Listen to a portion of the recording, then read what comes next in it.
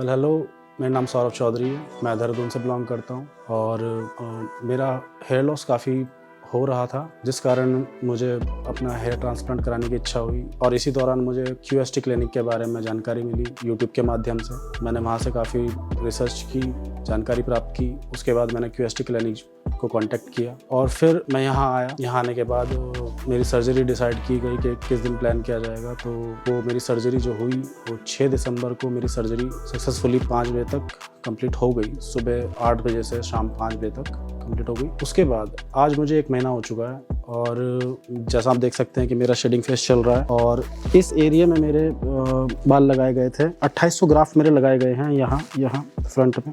Hairline design की गई थी डॉक्टर साहब के द्वारा। इस एरिया में मेरे ग्राफ्ट लगाए गए थे और अगर मैं बात करूं कि दर्द की और पेन की, तो पेन ना मात्र के बराबर था और पता नहीं चला कि सर्जरी किस टाइम कंप्लीट हुई, मतलब क्योंकि दर्द नहीं हो रहा था। ऐसा कुछ नहीं था कि दर्द होगा। तो उसके बाद आज मुझे 1 महीना हो चुका है और मेरा शेडिंग फेस चल रहा है फ़िलहाल और आज मैं अपनी पहली PRP के लिए आया हूँ। सर्जरी के दौरान सभी लोग सहयोगी रहे और उन्होंने काफ़ी ध्यान रखा इस बात का कि वो हर चीज़ के लिए पूछते थे और जैसे कि अगर पेन हो रहा है तो इस बारे में अगर वो मतलब वो बार बार आपसे इस बारे में पूछते हैं कि कहीं आपको दर्द तो नहीं हो रहा है। और स्टाफ काफ़ी कोऑपरेटिव है और सभी लोग हर चीज़, छोटी छोटी चीज़ का ध्यान रखते हैं। एक बात और बताना चाहूँगा कि सर्जरी कंप्लीट होने के बाद ऐसा नहीं है कि स्टाफ आपको भूल जाता है या क्लिनिक आपको भूल जाता है। वो हर 5 दिन, 2 दिन, 3 दिन में आपको कांटेक्ट जरूर करते हैं और आपको डे टू डे बताएंगे कि क्या करना है और किस तरीके से करना है। क्योंकि उसके बाद भी आपको अपना जैसे कि आपको अपना हेड वॉश करना है आफ्टर 5 डेज, वो आपको बताया जाएगा किस तरीके से आपको करना है,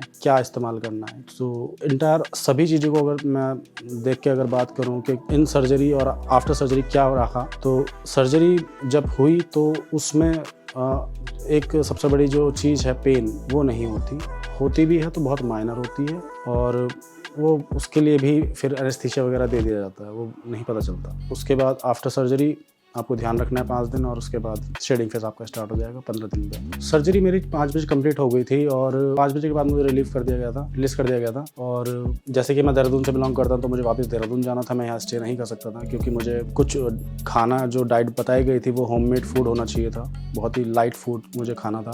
तो मुझे देहरादून जाना था, ट्रैवलिंग करनी थी। तो इस दौरान मुझे जो बताया गया था कि आपको ध्यान रखना है सर का और कोई चीज़ आपसे टकराए ना और आप हाथ ना लगाएं और आपको सर्जिकल कैप वेयर करनी है। तो उस सारे प्रिकॉशन को ध्यान में रखते हुए मैं देहरादून तक ट्रैवल मैंने किया।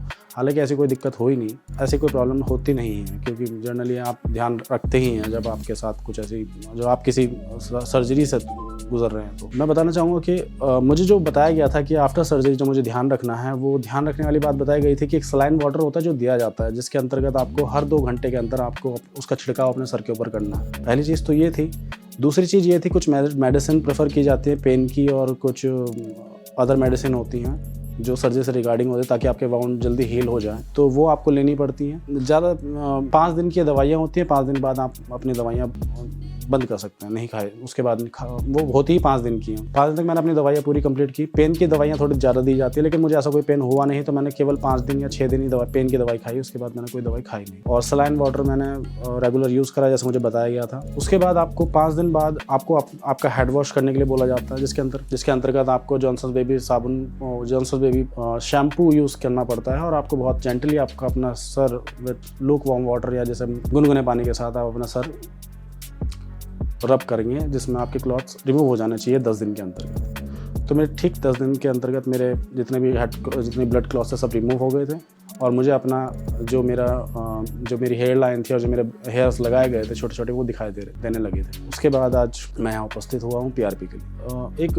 महत्वपूर्ण बात मैं बताना चाहूँगा कि जहाँ से हमारा ग्राफ्ट लिए जाते हैं, जो डोनर पार्ट होता है, यानी कि बैक एरिया जो हेड का है, जहाँ से हमारे बाल लिए जाते हैं, वो एरिया शुरुआती दौर में खाली लगता है जब हेयर लिए जाते हैं, लेकिन टाइम टू टाइम वो हील होने लगता है और वो धीरे धीरे करके आपको पता नहीं चलेगा कि और वो भरता चला जाएगा। डोनर एरिया शुरुआती दौर में खाली रहता है। अपने डोनर एरिया की अगर मैं बात करूं तो मेरा डोनर एरिया लगभग आज 1 महीना कंप्लीट 1 महीने से ऊपर हो चुका है। 40 दिन मुझे लगभग हो चुके हैं तो मेरा डोनर एरिया आप देख ही सकते हैं कि किस प्रकार से अभी आपको विजिबल है। इस एरिया से मेरे ये पार्ट मेरा डोनर एरिया का पार्ट रहा, यहाँ से ज़्यादा डोनेट हुए थे मेरे ग्राफ्ट। मैं अपने हेयर ट्रांसप्लांट के बारे में कराने के बारे में मैं सोच ही रहा था कि आदमी यूट्यूब पे या आजकल जैसे सोशल मीडिया का ज़माना तो आदमी सर्च करता ही है। तो मुझे सर्च करने के दौरान मुझे यूट्यूब पे QST के बारे में पता चला, जहाँ मुझे पहली वीडियो जो मैंने देखी वो राजपाल यादव जी की देखी, जो बॉलीवुड स्टार हैं। और उसके बाद मैंने काफ़ी सारी वीडियोस चेकआउट करी। उसके बाद वहाँ से मुझे जानकारी मिली QST क्लिनिक के बारे में जो हरिद्वार में है।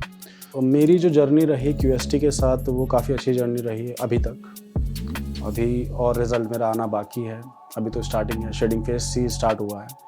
तो अभी तक तो मेरी जर्नी बहुत अच्छी रही है।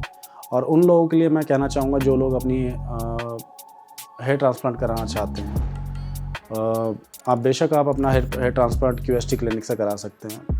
कोई ज़रूरी नहीं है, आप जैसा आपको उचित लगे। मुझे अच्छा लगा, मैंने इसलिए कराया। अगर मैं प्राइस की बात करूं ट्रांसप्लांट के रिगार्डिंग, तो ऐसी कोई बहुत हायर प्राइस नहीं है कि आप इजीली करवा सकते हैं कि एक बहुत सफिशिएंट, एक जैसे मैं एक सही अमाउंट बोलूँगा उसमें आप ये सर्जरी आप अपनी कंप्लीट कर सकते हैं। चलिए मिलते हैं फिर।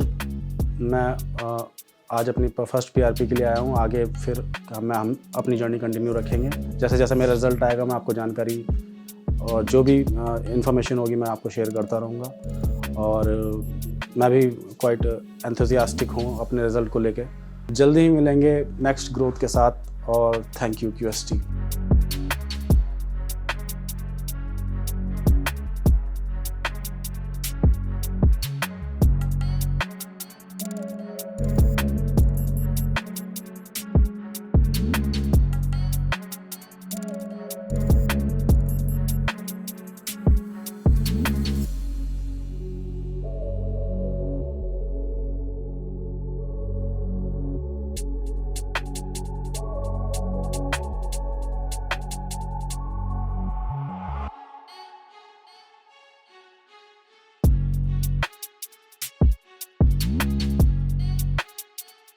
हेलो फ्रेंड्स, अगर आपने अभी तक हमारे चैनल को सब्सक्राइब नहीं किया है तो प्लीज इस वीडियो को लाइक कीजिए, शेयर कीजिए और हमारे चैनल को सब्सक्राइब कीजिए। और ध्यान रहे बेल आइकन दबाना ना भूलें, जिससे हमारे हर वीडियो का अपडेट आपको समय समय पर मिलता रहेगा।